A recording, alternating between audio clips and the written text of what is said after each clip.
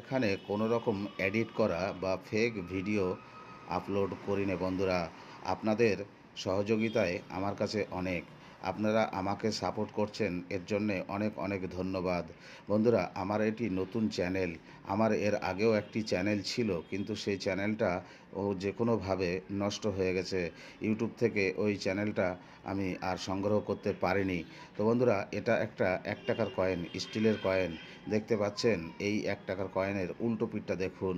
এখানে আপনার এই ছবিটা আছে। তো এই কয়েনটা যদি আপনারা পান তাহলে আপনাদের কাছে রাখবেন।